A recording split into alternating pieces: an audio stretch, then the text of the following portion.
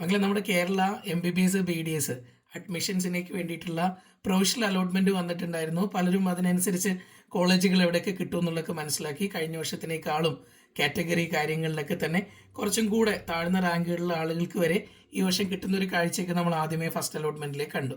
പക്ഷെ നമ്മുടെ ഈ ഒരു റാങ്ക് ലിസ്റ്റിന് ഈ പ്രൊവിഷണൽ റാങ്ക് ലിസ്റ്റ് ആയിരിക്കില്ല മുന്നോട്ടേക്ക് ഉണ്ടാവുക. ഇപ്പോൾ ഇത് പുതിയൊരു നോട്ടിഫിക്കേഷൻ വന്നിട്ടുണ്ട്.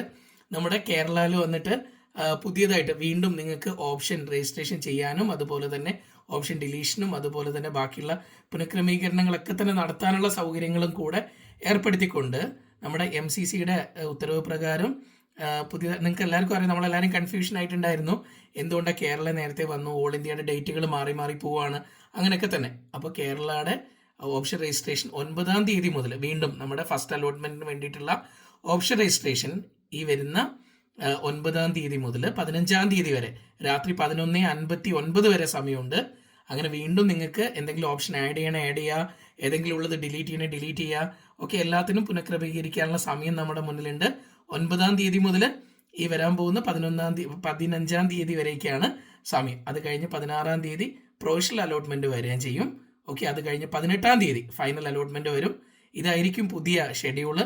അപ്പോൾ നമ്മുടെ ഫസ്റ്റ് അലോട്ട്മെന്റിൽ ഇപ്പോൾ വന്നേക്കുന്ന പ്രൊവിഷണൽ റാങ്ക് ലിസ്റ്റ് കൺസിഡർ ചെയ്യില്ല. ഫൈനൽ റാങ്ക് ലിസ്റ്റ് വന്നിട്ടില്ലായിരുന്നു, അതിന് മുന്നേ തന്നെ മാറ്റങ്ങൾ വന്നു കഴിഞ്ഞു.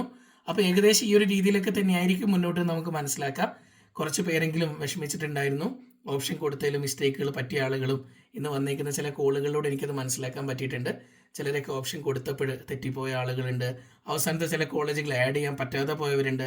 എല്ലാ മിസ്റ്റേക്കുകളും അവർ കറക്റ്റായിട്ട് തിരിച്ചറിഞ്ഞു അലോട്ട്മെന്റ് വന്നപ്പോൾ. സോ ഇനി ആർക്കും ആ ടെൻഷൻ ഉണ്ടാവില്ല. ഓക്കെ, അതുപോലെ തന്നെ ഒരു PD കാറ്റഗറിയിൽ ഒരു കുട്ടി പറഞ്ഞിരുന്നു, ഞാൻ ഒരിക്കലും ആ മാർക്കിൽ കിട്ടുമെന്ന് പ്രതീക്ഷയില്ല, അതുകൊണ്ട് കൊടുത്തില്ല. അപ്പം ഇങ്ങനെയുള്ള എല്ലാ ആളുകൾക്കും വീണ്ടും ഓപ്ഷൻ കൊടുക്കാനുള്ള അവസരമാണ് ലഭിച്ചിരിക്കുന്നത്.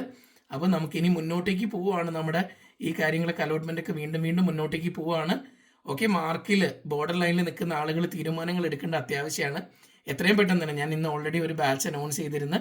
നമ്മുടെ ടേബിൾ ടീച്ചിങ് മെത്തേഡിലൂടെ പോകുന്ന നിങ്ങൾക്ക് എന്താണോ ബുദ്ധിമുട്ട് ആ ഏരിയ ക്ലിയർ ചെയ്തുകൊണ്ട് അടുത്ത വർഷത്തെ സിംഗിൾ ഡിജിറ്റിനായിട്ട് നിങ്ങളെ പ്രിപ്പയർ ചെയ്യിക്കുന്ന JPSന്റെ ബാച്ച് സിംഗിൾ ഡിജിറ്റിനായിട്ട് ഒരുങ്ങുന്നുണ്ടെന്നാണെങ്കിൽ ഞങ്ങൾക്ക് 200ഓളം കുട്ടികൾ മാത്രമേ ഉള്ളൂ.